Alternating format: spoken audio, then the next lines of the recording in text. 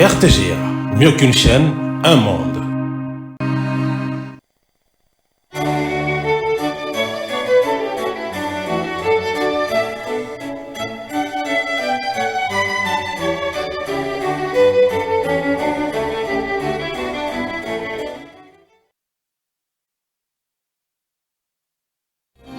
Ce journal vous est offert par Tango Protection. Illico Cash, ma banque mobile.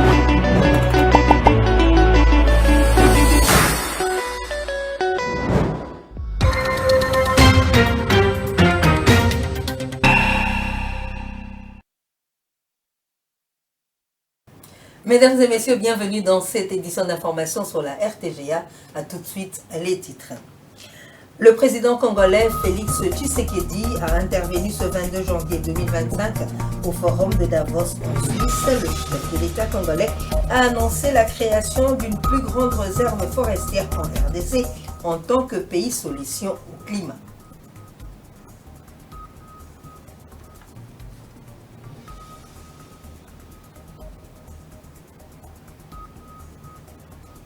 Situation sécuritaire dans l'est de la République démocratique du Congo, les forces loyalistes appellent la population au calme. On note tout de même le déplacement massif des populations fuyant les combats.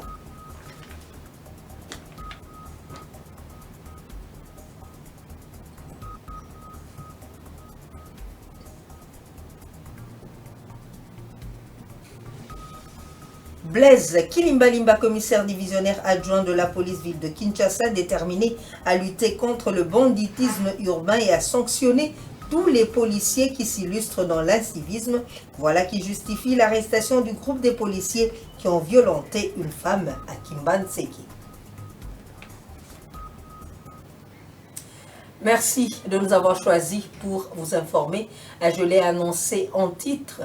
Ce mercredi, le président Tshisekedi a présenté son programme visant à lutter contre le changement climatique et à préserver la biodiversité au Forum économique mondial de Davos. Pour Félix Tshisekedi, cette initiative vise à protéger les forêts primaires tropicales parmi les plus intactes de la planète, tout en préservant une biodiversité extraordinaire et des espèces fauniques et endémiques, incluant les emblématiques gorilles des montagnes, l'unique okapi et une multitude d'autres espèces propres au bassin du Congo. Hormis à l'aspect environnemental, Tshisekedi voit dans ce projet une stratégie globale pour ravitailler l'économie, renforcer les communautés locales et promouvoir une paix durable dans les provinces orientales longtemps touchées par la pauvreté, le conflit armé et l'instabilité.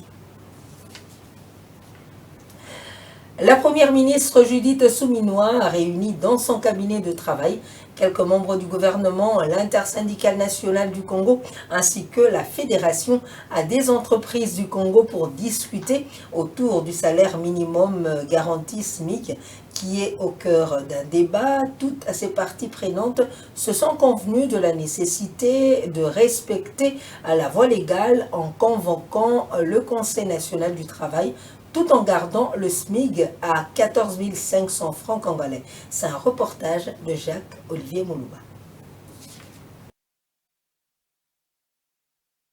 Le ministre de l'Emploi et Travail, Ephraim Akwakwa, avait signé en décembre 2024 un arrêté portant ajustement du SMIC, mais celui-ci avait été jugé non conforme aux procédures établies. En début janvier 2025, la première ministre a demandé au ministre de rapporter cet arrêté et de suivre la voie légale, impliquant notamment le Conseil national du travail pour son avis consultatif légal. Au cours de la rencontre, les travailleurs ont finalement compris que l'exigence de la première ministre n'était pas une opposition à l'actualisation du taux journalier du SMIC, mais un impératif pour protéger leurs intérêts. Le gouvernement souminois, qui place les questions de l'emploi et du pouvoir d'achat en tête de ses priorités, s'engage à revaloriser le SMIC actuellement fixé à 7 075 francs congolais qui devrait passer à 14 500 francs congolais, soit le double, alors qu'il n'a pas été ajusté depuis 6 ans. Et nous sommes convenus que le taux de 14 500 francs congolais est accepté par toutes les parties. Néanmoins, nous allons discuter les autres questions au CNT qui sera convoqué la semaine prochaine. Le vice-premier ministre de l'économie nationale, Daniel Moukoko Samba, a souligné la nécessité de respecter la procédure. Le respect de la procédure garantit la qualité de la mesure et du texte qui porte la mesure. Ce qu'il faut éviter, c'est que demain, la mesure ou le texte soit attaqué en justice. Ce besoin de rigueur et de transparence a été unanimement reconnu par les différents acteurs présents. Et nous nous sommes entendus, les employeurs et nous, tous sont d'accord que les 14 500 sont des acquis que personne ne remet en cause pour besoin de procédures qu'on convoque un Conseil national du travail qui doit valider. Robert Malumba, président de la Fédération des entreprises du Congo, a également exprimé son soutien à la démarche initiée par la chef du gouvernement. Il y a un taux qui a été fixé, mais il n'était pas fixé selon les règles et les procédures. Donc, il n'y a personne qui est contre les montants ou les chiffres de 14 500 francs congolais. Cette réunion a été plus qu'une simple discussion, elle a été le début d'un engagement collectif pour le respect de la loi et le bien-être de chaque travailleur.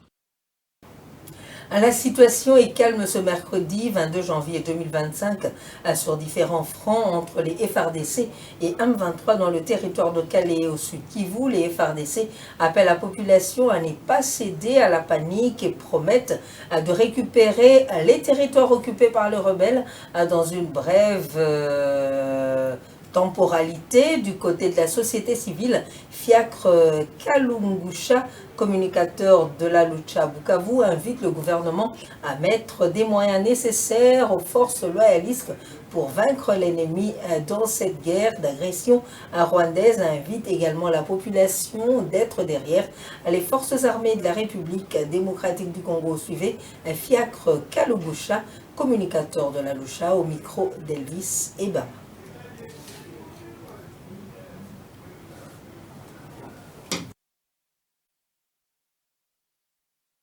La situation elle est confuse sur les lignes de front et ça nous met en insécurité à un moment donné. Vous savez, la situation est compliquée et cela fait que nous sommes dans une psychose, on va dire, à un moment donné. Mais ce qu'il faut comprendre, c'est que l'ouverture ou la prise de cette partie du pays par ces inciviques, ces supplétifs de l'armée rwandaise, ouvre un grand boulevard pour eux parce qu'avec la chute de Minova, c'est possible de couper, on va dire, les contacts entre le sud Kivu et le nord Kivu, sur le lac comme sur la route.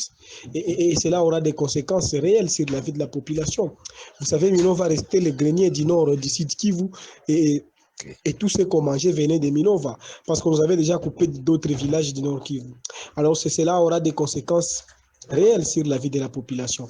C'est pourquoi nous sommes en train de penser qu'il serait important que nos dirigeants puissent prendre cette question très au sérieux. À l'heure actuelle, les rebelles sont en train d'avancer sur des fronts. Par exemple, ils avancent directement au nord Kivu vers Bouzi, vers Boulongue, et au sud Kivu vers Nyamassasa. Et cela crée une psychose et fait que la population est en déplacement vers Nyabibo et les gens de Boulengo vers Goma. Et cela va encore ajouter un grand nombre sur le nombre de déplacés qui va avoir des conséquences réelles sur la vie de ces personnes. Je pense qu'il est temps que nous puissions nous lever pour pouvoir trouver des réponses à cette question. En mettant des moyens à notre armée, une grande mobilisation citoyenne pour dire non à ce que nous sommes en train de vivre. C'est seulement comme ça qu'on pourra trouver des solutions à ces problèmes de guerre.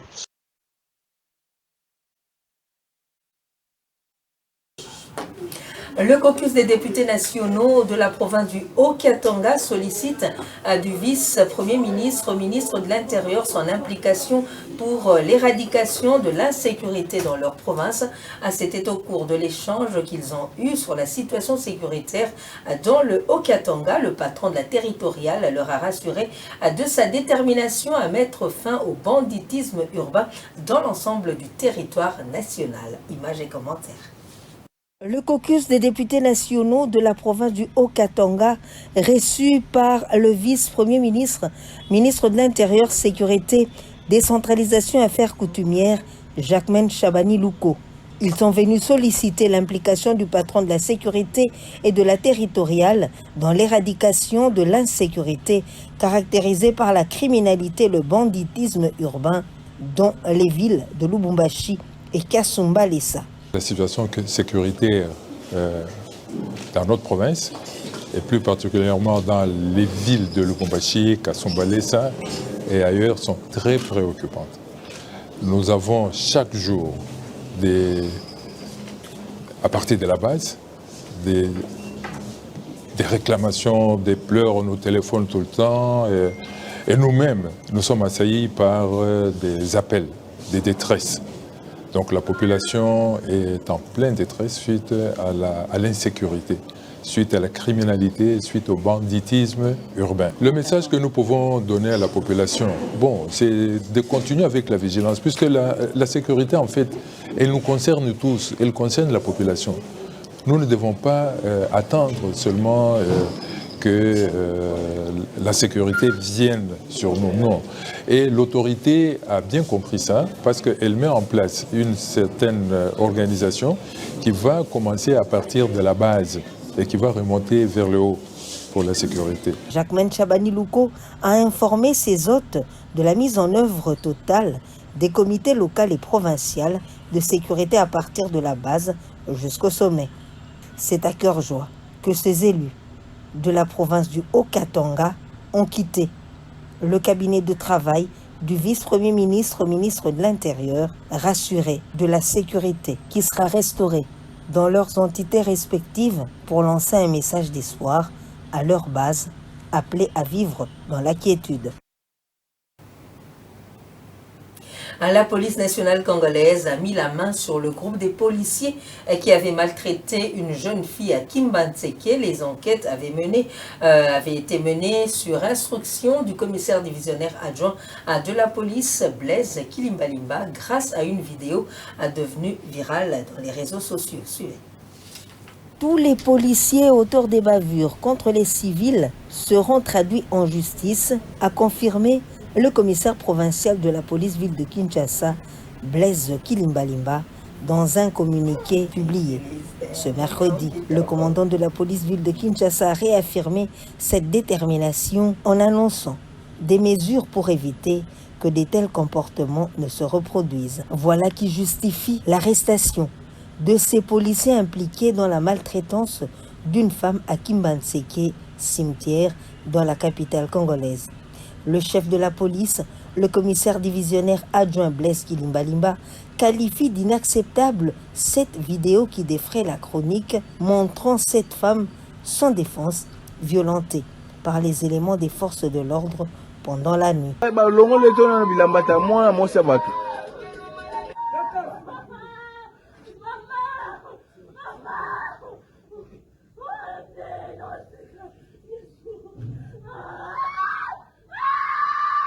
Tous les éléments qui s'illustrent dans les bavures subiront la rigueur de la loi, a renchéri Blaise Kilimbalimba.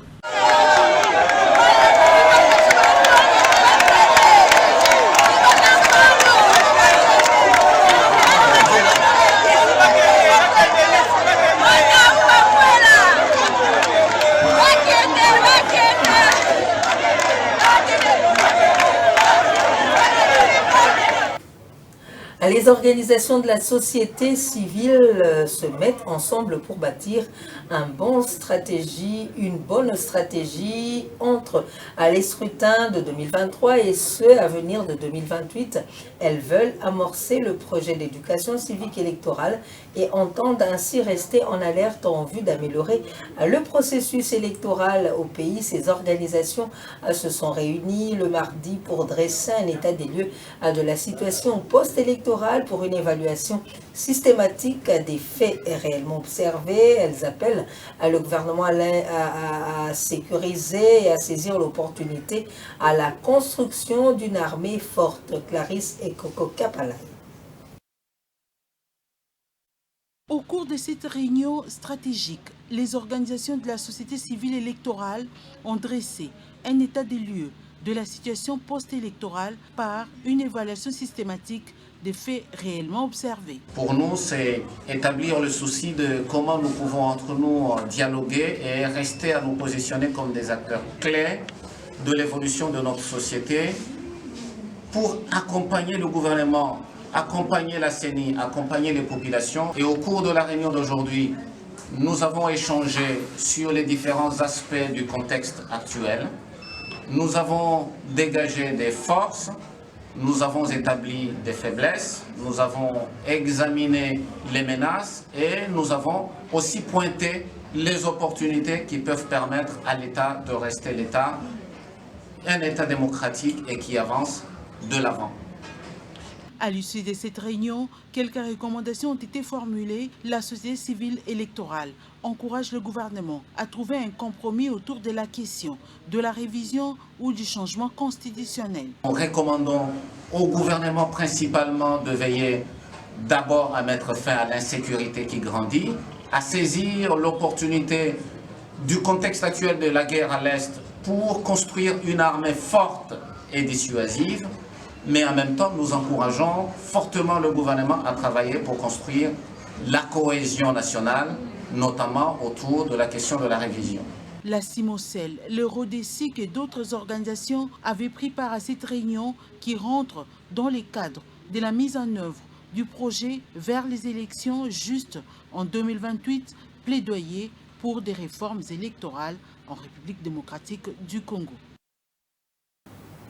Le ministre de l'Enseignement supérieur et universitaire, Marie-Thérèse Safi Sombo-Aliane Mokona, a débuté ce mercredi 22 janvier 2025 sa mission d'inspection dans les établissements de l'ESU Maniema avec la supervision de la collation des grades académiques conférés aux 27 lauréats de master en technique médicale à l'Institut supérieur des sciences médicales. Dr Marie-Thérèse Safi Sombo s'est rendue également à l'université de Kindu où elle a visité les différents sites de l'une des plus grandes universités de la République démocratique du Congo. C'était à l'occasion pour le recteur de l'UNIKI et président de la conférence des chefs d'établissement de l'ESU au Maniema de présenter les grandes réalisations effectuées par son comité de gestion. Plus de détails dans ce reportage de Roger Ebolindanzenga. Le professeur Dr Marie-Thérèse Safi Sombo Mokona, ministre en charge de l'enseignement supérieur universitaire du gouvernement central de la RD Congo, séjourne depuis le lundi 20 janvier 2025 à Kindu, chef-lieu de la province d'Imaniema. Aussitôt arrivé à la capitale de Kambelembele, le professeur Dr Marie Safi Sombo a présidé le mardi 21 janvier la grande cérémonie scientifique à l'Institut supérieur de la technique médicale où le directeur général de cette alma mater, le professeur Cyprien Ngandou Okechi, a conféré 27 diplômes aux lauréats ayant terminé leur cycle en master en technique médicale.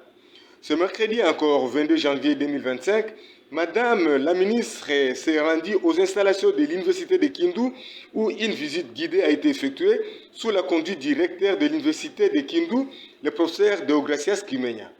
Prenant la parole, le numéro 1 de l'INIKI a présenté l'état des lieux de son institution et d'une façon spécifique les réalisations de ce comité de gestion. Pour clore la journée, Madame la ministre parle de défis à relever pendant cette période que le pays traverse. Je sais que nos amis de l'administration, le corps scientifique parlent de penser au transport parce que quelque part ils savent que les personnels académiques auront des véhicules. Mais les véhicules, ce n'est pas pour leur donne, c'est leur manque à gagner. Et on s'est dit, c'est le gouvernement pour leur donner l'argent, il faudrait trouver un moyen, c'est d'ailleurs même un crédit, alors transformer ces crédits-là en véhicules. Si le pays avait suffisamment de moyens, on va majorer la grille barémique pour pouvoir donner un peu plus à tout le monde.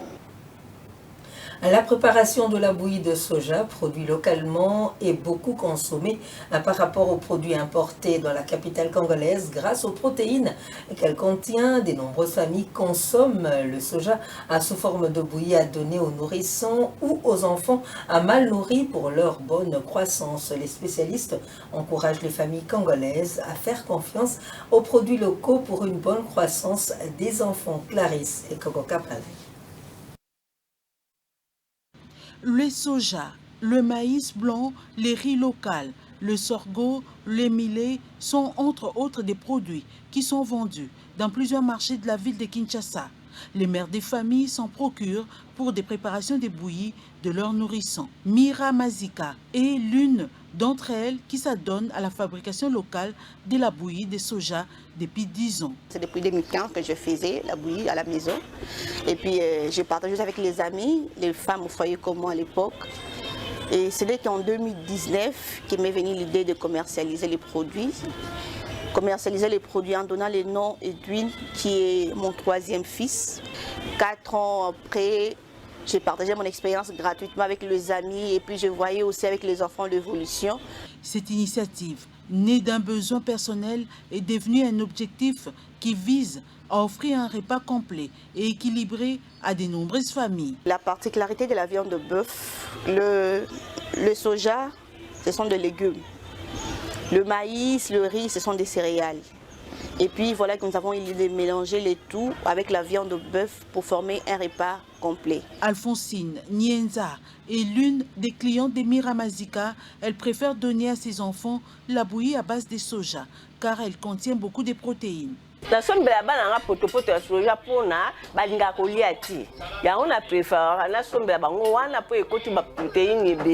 Séraphin Mwalembe est nutritionniste à l'hôpital général de référence de Kinshasa, ex-Mamaemo. Il recommande aux mères de donner régulièrement la bouillie à base de soja à leurs enfants. La bouillie préparée localement, si c'est bien préparé, le mélange-là, ça contient presque toutes les substances nutritives que l'enfant peut prendre. Le soja est disponible dans presque toutes les provinces de la République démocratique du Congo. En dépit de la disponibilité de cet aliment, de nombreux enfants sont victimes de la malnutrition au Congo démocratique.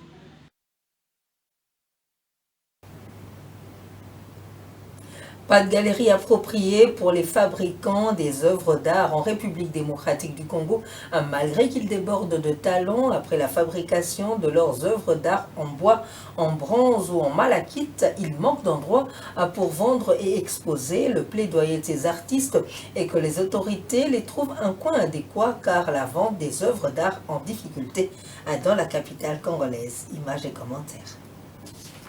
Dans la commune de La Gombe, au nord de Kinshasa, un centre culturel en cache un autre. Derrière le centre culturel Le Zoo se trouve le village artistique surnommé Vazo, où sont fabriquées de nombreuses œuvres d'art qui inondent le marché d'art de la capitale. Claude Kazadi est quinquagénaire et président de ce village.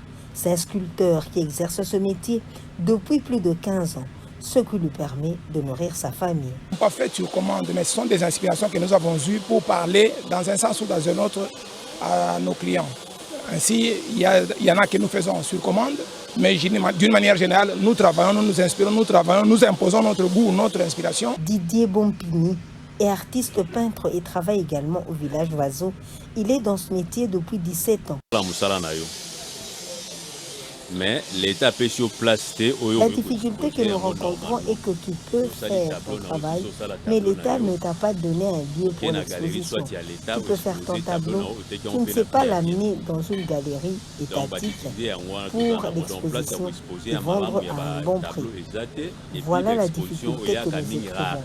Il n'y a pas un endroit fixe pour exposer. Makambongani rencontre des difficultés similaires à celles de ses collègues. Il en appelle également à l'intervention de l'État congolais.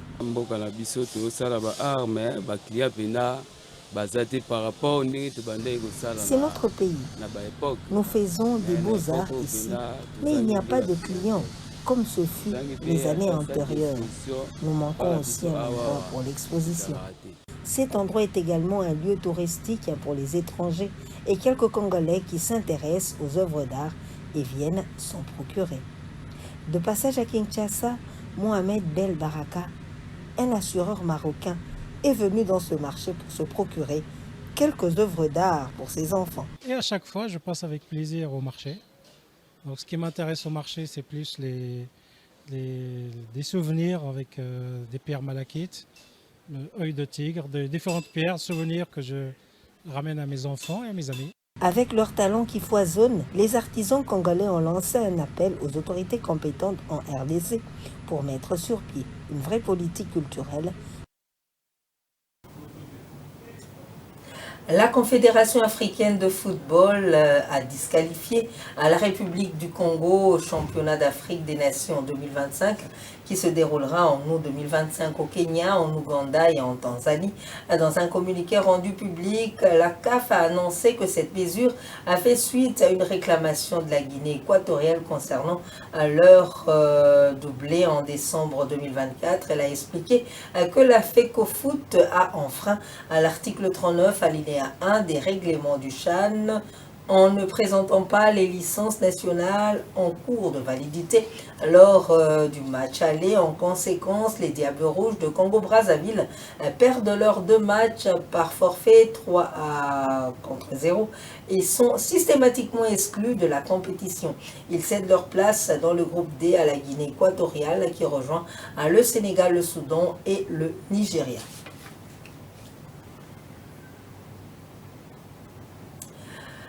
Nous en venons à ce communiqué nécrologique. C'est avec un grand pincement au cœur que la grande famille Mbayu Kanyama a le regret de vous informer le décès inopiné de leur petit-fils, fils, frère, père, époux Akitenge Katembu Mbayu Christian depuis le 15 janvier dernier à la clinique Galima suite à une odieuse et lâche agression criminelle dont il a été victime en date du 8 juillet 2025 autour de 21h30 à Mboudi. Le recueillement se tient à la résidence de l'illustre disparu située au numéro 19 avenue du Fleuve, quartier Mboudi à Safrikas dans la commune de Mongafula.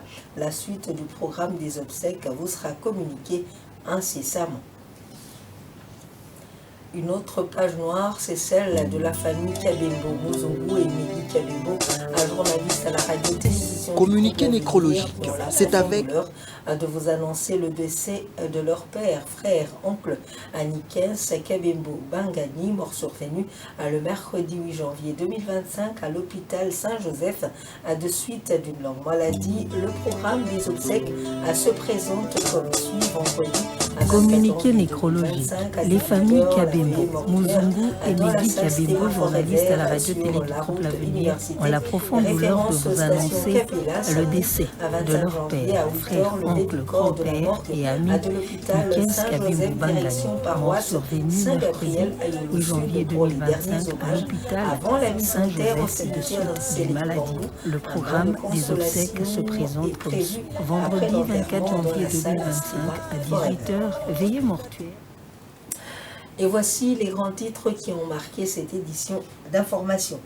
Le président congolais Félix Tshisekedi a intervenu ce 22 janvier 2025 au forum de Davos en Suisse. Le chef de l'État congolais a annoncé la création d'une plus grande réserve forestière en RDC en tant que pays solution au climat.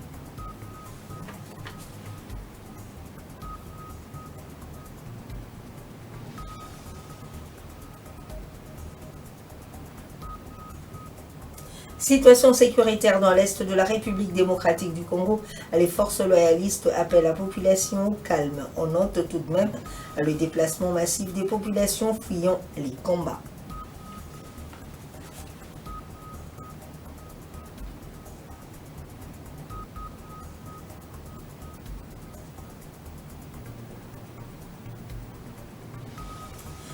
Blaise Kilimbalimba, commissaire divisionnaire adjoint de la police ville de Kinshasa, déterminé à lutter contre le banditisme urbain et à sanctionner tous les policiers qui s'illustrent dans l'incivisme. Voilà qui justifie l'arrestation du groupe des policiers qui ont violenté une femme à Kimbanseki.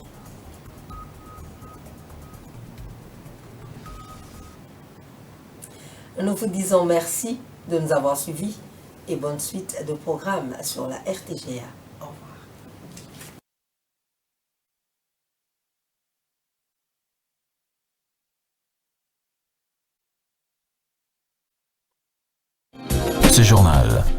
vous a été offert par Tango Protection. Illico Cash, ma banque mobile.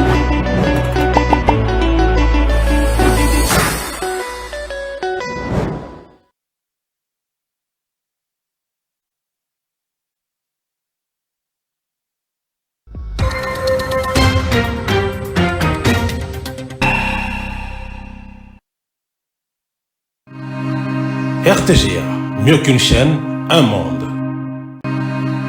RTGA,